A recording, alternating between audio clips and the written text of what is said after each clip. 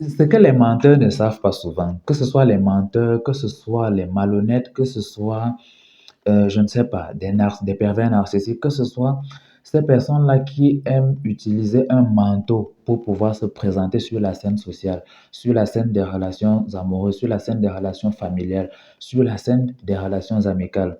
Ce que vous ne savez pas, c'est que il y a énormément d'éléments que vous pouvez utiliser pour percevoir la nature originelle, la nature primordiale de quelqu'un avec qui vous interagissez. Habituellement, tout ce que quelqu'un vous offre dans l'acte du discours, dans l'acte de la relation, dans l'acte de la communication, vous pouvez y discerner les éléments troubles. Et tout se joue habituellement sur les premières bases de votre intuition avant même que les choses ne deviennent de plus en plus profondes. Quel que soit ce que quelqu'un tente de vous donner dans une relation, il y a toujours ces petits éléments-là qui transparaissent et qui vous demandent d'avoir une posture soit de recul, soit de méfiance, soit d'analyse profonde de tout ce qu'il vous offre à table. Et c'est vous donc qui devez saisir cela pour être sûr que vous engagez quelque chose de sain pour vous. Donc, partez très souvent de cette première impression qui naît dans les relations que vous entretenez avec qui que ce soit pour engager une conversation.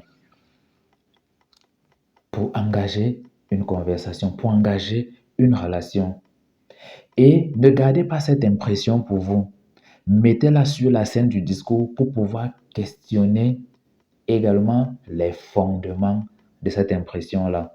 Parce que tout le monde n'est pas doué d'intelligence sociale, doué d'intelligence relationnelle et même d'intelligence intrapersonnelle. C'est-à-dire cette intelligence qui vous donne une meilleure connaissance de vous et qui vous permet parfois d'entraîner les autres vers une meilleure connaissance d'eux-mêmes et même de vous méfier parfois du lien que vous entretenez avec les autres.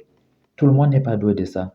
Et parfois, donc, la première impression que vous avez quand vous croisez quelqu'un, quand vous entrez en relation avec quelqu'un, cette première impression, vous pouvez la soumettre à une analyse profonde et la mettre même sur le tableau ou sur la table de la conversation avec l'autre.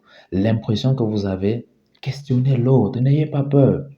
Questionnez l'autre. Et quand vous questionnez l'autre, vous ouvrez en fait votre esprit et parfois même, vous parvenez à avoir accès à l'inconscient de l'autre.